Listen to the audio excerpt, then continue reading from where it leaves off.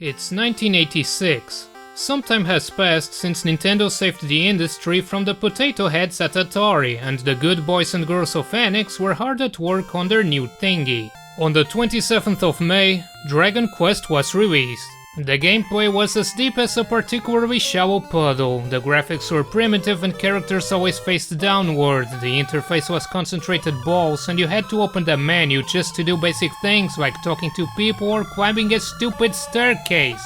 Every single time! And it sold like friggin' hotcakes. Suddenly, Dragon Quest was one of Japan's biggest franchises. After 10 profitable years of sequels and arguments over whether Dragon Quest or Final Fantasy was the better series, another lovely day went by over at the Enix headquarters. However, those pesky nerds at Nintendo decided to release a certain pair of games. You probably haven't heard of them. They're just some sort of Megami Tensei ripoff anyway, so they're definitely going to be a commercial flop and surely won't spawn one of the most successful brands in video game history. But hey, Enix played around with monster taming before, so why not give it a shot too? They have a whole bunch of games' worth of material to pick from, they have an experienced team with their own distinctive style, and they have a big name to attach it to. What could possibly go wrong? Well, actually, not much at all really. So in September of 1998, Dragon Quest Monsters was released in Japan, followed by Western releases in the January of 1999 and 2000. Or should I say Dragon Warrior Monsters. This is well known by now, but if you've been living under a rock slime, up until the mid-2000s, the Western releases of Dragon Quest games were titled Dragon Warrior, in order to avoid legal issues with a completely different product, a tabletop RPG called Dragon Quest. Anyway, Dragon Quest Monsters is exactly that. A monster taming RPG featuring monsters from the Dragon Quest series, ranging from Dragon Quest 1 to 6. You play as Terry, a young boy who lives with his sister Milayu. Both characters originally appeared in Dragon Quest VI, but here you see their younger selves. The story begins with the siblings preparing to go to sleep, like the good kids they are. Or at least she is. You get to control Terry for a bit and interact with a couple of things. Once you step into the other room though, stuff happens. This horrible guy jumps out of the dresser, kicks you aside and kidnaps your sister. Moments later, a less evil lookalike shows up, also searching for your sister. He's too late, but invites you to follow him if you want to find her. Naturally, you do what every responsible kid would do in a situation like this. Welcome to Great Tree, which is a tree, and it's great. The old monster master suggests meeting the king, and of course that's what we are going to do. As it turns out, the king is looking for a capable master to represent the kingdom in this fancy schmancy competition known as the Starry Night Tournament. Unfortunately for him, you just want to find your sister. Too bad the plot demands it, so screw you, we're going to the castle. Legends say that the winner of the Starry Night Tournament is granted one wish. You could search the world like a sane person, but instead you're going to put all your hopes and dreams into some superstitious bollocks. The king tells you to pick up some monsters over at the farm, but it seems like child labor isn't quite as effective in here as it is in the Pokemon world, because this little bastard let all of them escape. Except for one, a slime, the weakest monster in the world, because of course it is. Being the nice guy that you are, you will naturally try to save his bacon from rotting in prison. This involves jumping into a traveler's gate, going down every floor and hoping you've grinded enough to beat the living hell out of this jellyfish. Yeah, the game is a bit slow for the first hour, but stick with me, it'll get really good soon. Exploring the various gates is one of the 3 main activities you'll be doing in this game. Each gate has a set number of randomly generated floors, and your objective is to find the exit on each floor, reach the final room and smack the boss around. Each gate also has its own set of wild monsters, encountered through random battles. As you've probably guessed, collecting them all is also one of your goals. You will find all kinds of monsters, such as dragons, golems, and communists. The boss monsters are typically also bosses in the games they originated from, and the rooms, events and music are based on what happens in the source material, but with a small twist. So if you're a fan of the Dragon Quest series, you probably go, hey, I know that. In fact, there's a bit of foreshadowing that you won't catch unless you've played Dragon Quest VI, which unfortunately ends up making a certain plot twist seem like it comes out of nowhere if you're not familiar with it. Either way, once you clear the first gate, the king tells you to go compete in the lowest rank of the arena. You don't exactly have a choice if you want to progress anyway, so you might as well. The arena is the second main part of the game and consists of 3 sequential battles against an enemy master. There are multiple ranks, each one harder than the last. Arena battles function mostly like regular battles, aside from one important difference, so I guess it's about time I start talking about the combat system.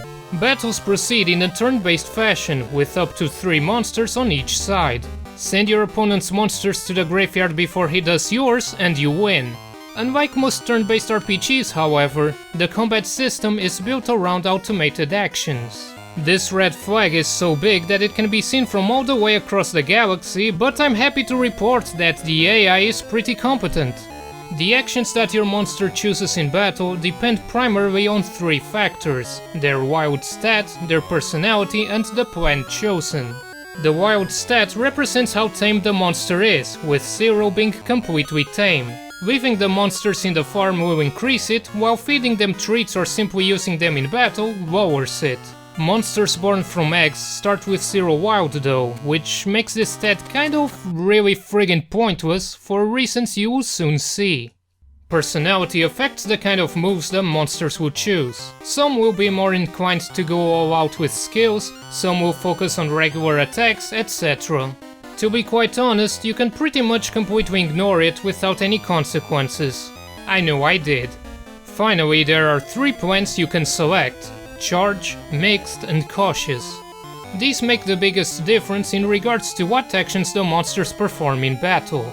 Charge tells the monsters to focus on offense, using regular attacks or damaging skills. Mixed has the monsters use support skills, such as stat buffs or status effects. Cautious makes the monsters focus on defense, casting healing skills when necessary. The plan menu has one more option, allowing you to directly instruct monsters to use specific actions. This is where regular battles and arena battles differ, because this option isn't available during the latter.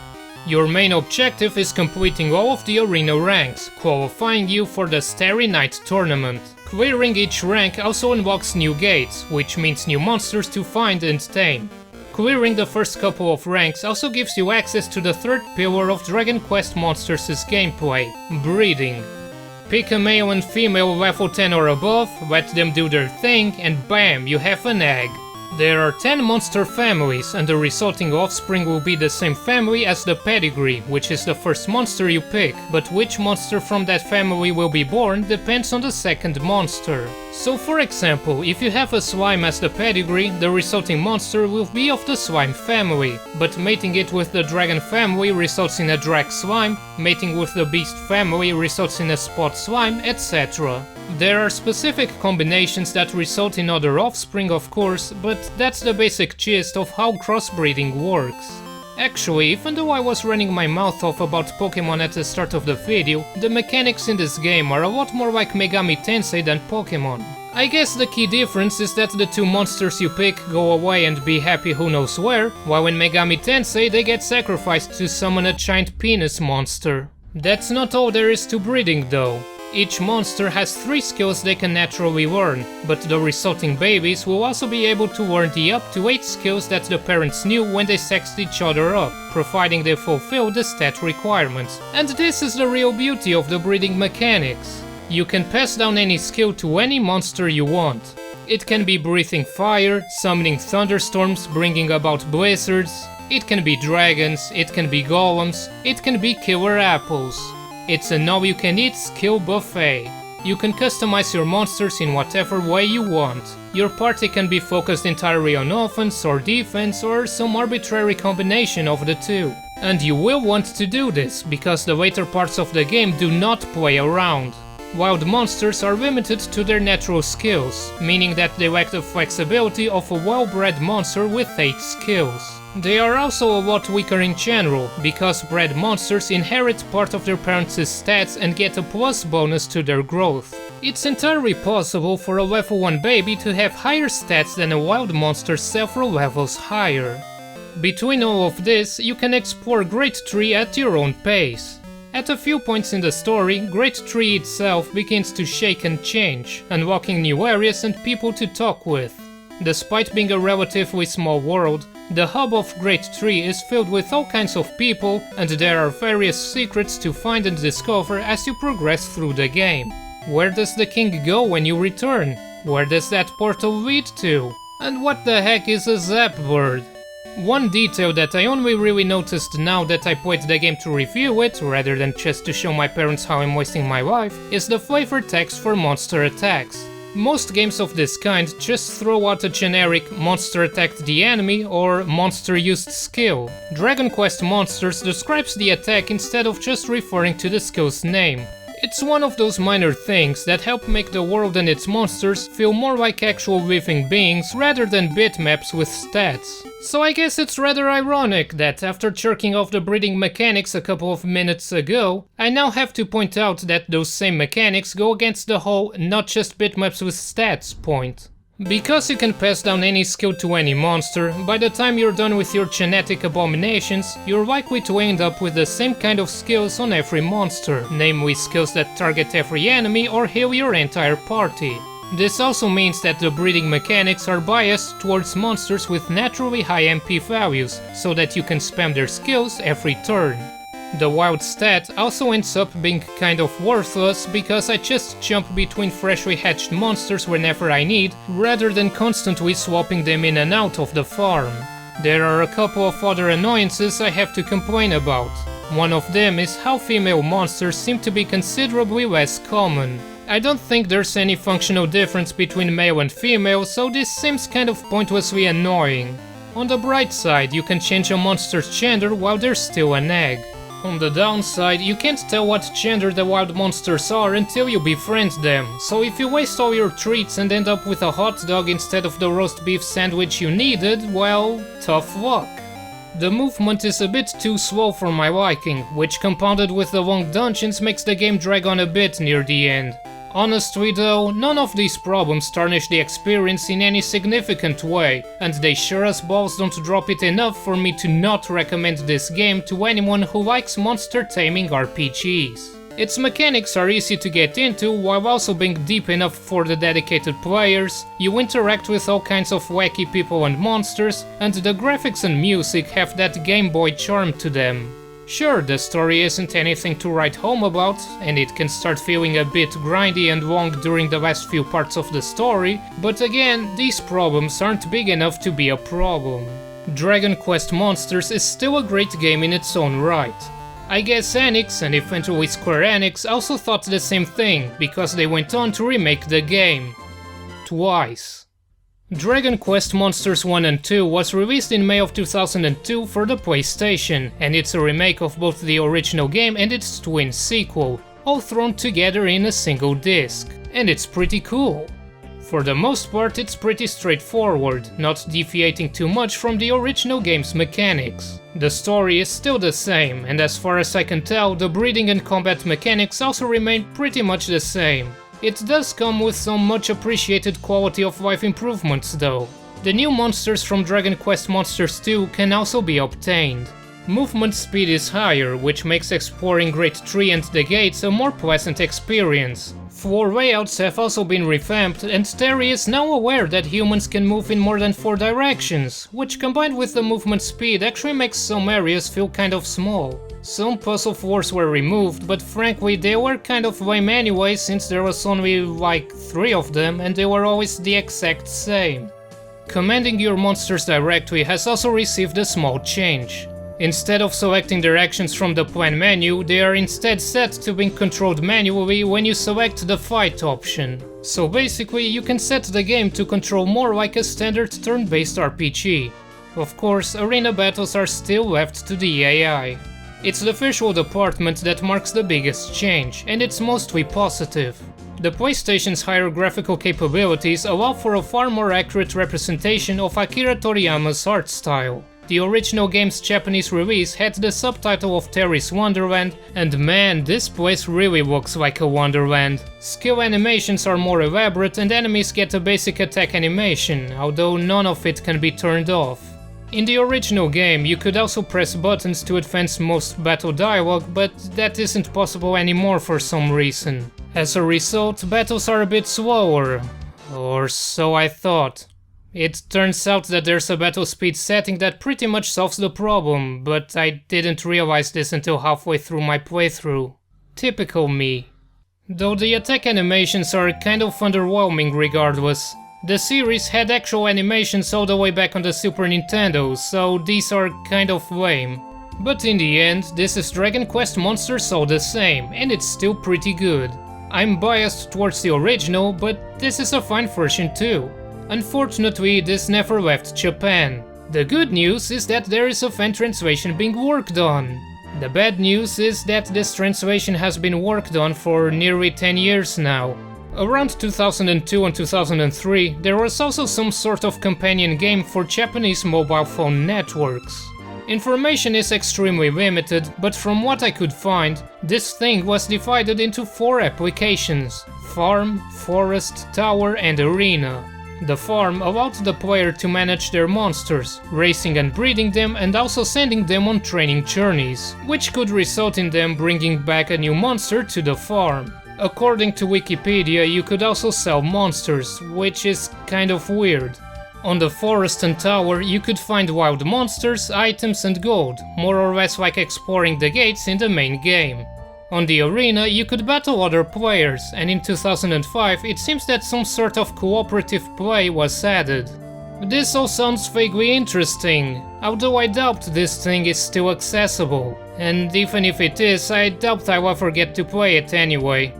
In 2006 there was another mobile game called Dragon Quest Monsters Mobile, but it's a completely new game rather than a companion app or remake. Then 2012 came along, and with it also came Terry's Wonderland 3D, a complete overhaul of the original game. And boy oh boy was I reluctant to make this video.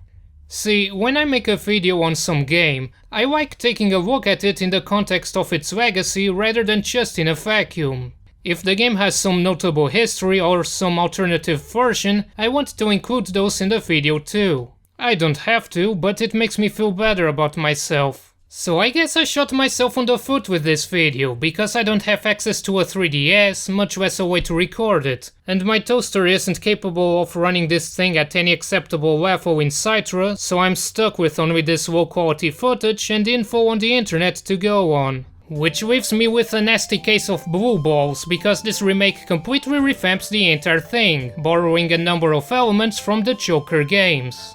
Starting with the obvious, we have the fact that this game features one whole geometrical dimension over the previous versions. Going from the original to the PlayStation remake is pretty cool, but going from the original to the 3DS remake is all kinds of mind-blowing.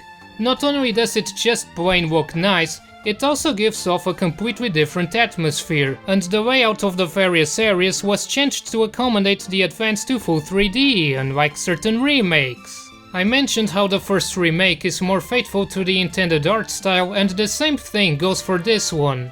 I guess the only thing I have to nitpick is that most characters only have 1 or 2 expressions, regardless of what they're saying. This doesn't really bother me when I'm looking at tiny sprites, but it's a lot more obvious in a 3D environment. Instead of random encounters, wild monsters now roam freely on the gate dungeons, initiating a battle when you touch them. The floor layouts are now composed of multiple interconnected preset maps instead of being completely generated at random. Apparently there's very little variation and they end up repeating very quickly, which is a shame. Battles now involve up to 4 monsters instead of 3, and you get a standby party that can be swapped out when needed. Do keep in mind, however, that some monsters take multiple slots this time around. There are quite a number of changes to monster stats and abilities too. For starters, the wild stat has been removed, while personalities were replaced by traits. These are basically passive abilities, granting the monster all sorts of effects. For example, the heal slime you acquire at the end of the first gate comes with the Health Professional trait, reducing the MP cost of healing skills to half. And speaking of skills, the way monsters learn them has been changed. Every monster can have up to 3 skill sets, and by spending the skill points earned every few levels, you unlock their skills in a progressive fashion. This is pretty cool in a way, allowing monsters to naturally learn a wider array of skills. The only problem is that there's no way to skip skills that you don't want, so it kind of feels like you're wasting skill points sometimes. Basic attacks have various properties too, with certain monsters hitting multiple times. Most importantly, monsters can now equip weapons, some of which can alter their attack. Whips, for example, hit multiple enemies. One of the biggest changes is how you recruit wild monsters. Instead of betting entirely on chance, the Scout command has your party beat the balls off an enemy in a display of strength.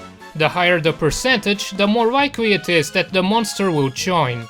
This is all kinds of awesome, especially the further you get into the game. If you're looking for a monster from an earlier dungeon, you are pretty much guaranteed to get it since your monsters will be powerful enough to raise the Scout rate all the way to 100%. It's even better with the monsters roaming around since you are guaranteed to fight that particular monster.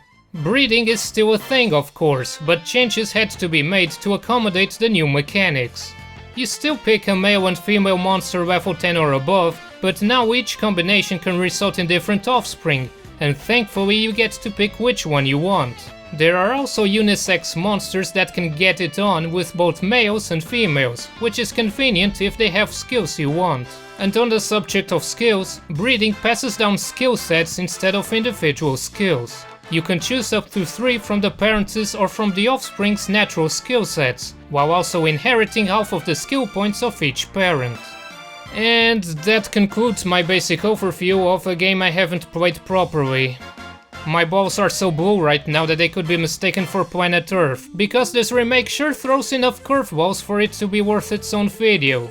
Someday. I can end this part on a happy note, however. Terry's Wonderland 3D was never released outside Japan, but a group of fans took it upon themselves to make their own translation, which is what you've been looking at for the past few minutes. Anyway, the original Dragon Quest monsters ended up being quite successful, which is great. Terry himself is also a fairly popular character and has shown up in other Dragon Quest titles, such as Dragon Quest Heroes. It was only natural that the successor would come eventually, with more dragons, more golems, and more versions.